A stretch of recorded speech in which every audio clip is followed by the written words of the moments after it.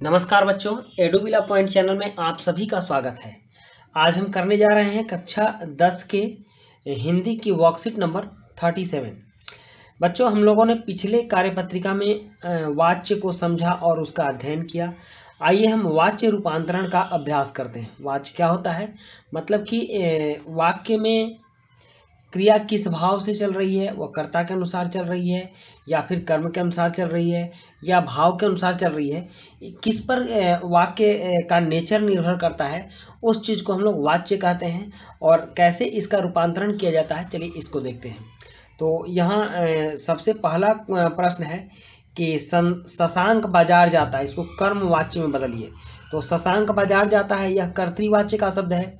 और यहाँ 4 ऑप्शन दिया गया है कि शशांक बाजार नहीं जाता है, शशांक के द्वारा बाजार जाया जाता है, शशांक से बाजार नहीं जाया जाता है, और शशांक बाजार कब जाएगा। तो इसको कर्मवाच्य में बदलना है। तो हमने आपको बताया था कि जिस वाक्य में द्वारा लगा होता है वह कर्मवाच्य होता है। तो शशांक के द्वारा बाजार जाया जाता है, इसका ऑप्शन ख सही उत्तर होगा। शशांक के द्वारा बाजार जाया जाता है। नेक्स्ट है दूसरा प्रश्न की आकांक्षा के द्वारा परीक्षा की तैयारी की जा रही है, कर्तृवाच्य में बदलिए। तो आकांक्षा के द्वारा परीक्षा की तैयारी की जा रही है, यह कर्म वाच्य है और कर्मवाच्य को कर्तृवाच्य में बदलना है। तो यहाँ ऑप्शन है आकांक्षा परीक्षा की तैयारी कर रही है, आकांक्षा परीक्षा की तैयारी नहीं करती है, आकांक्षा से परीक्षा की तैयारी नहीं की जा रही है, और आकांक्षा परीक्षा की तैयारी कभी नहीं करती है। तो इसका उत्तर होगा ऑप्शन क, आकांक्षा परीक्षा की तैयारी कर रही है।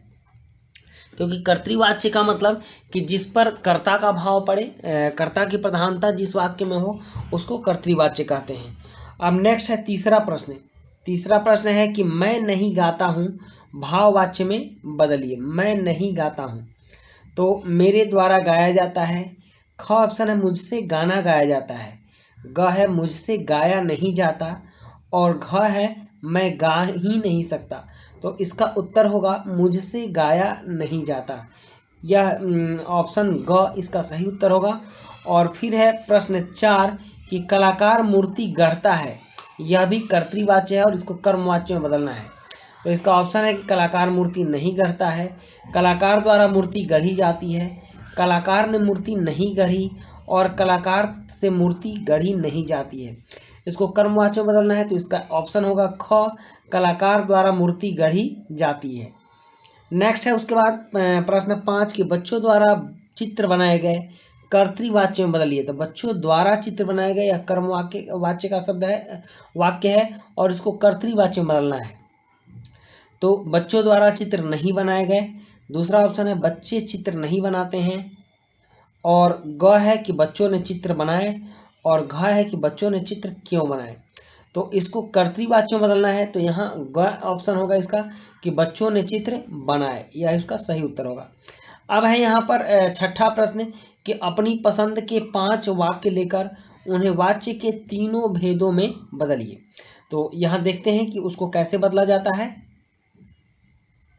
यहाँ देखिए, यहाँ कर्तृवाच्य के वाक्य हैं और इसको हम लोगों ने कर्मवाच्य में बदला है। तो कवि कविता लिखता है, तो यह कर्मवाच्य में कवि द्वारा कविता लिखी जाती है। दूसरा है कि राम क्रिकेट खेलता है, तो राम द्वारा क्रिकेट खेला जाता है, यह वाच्य होगा।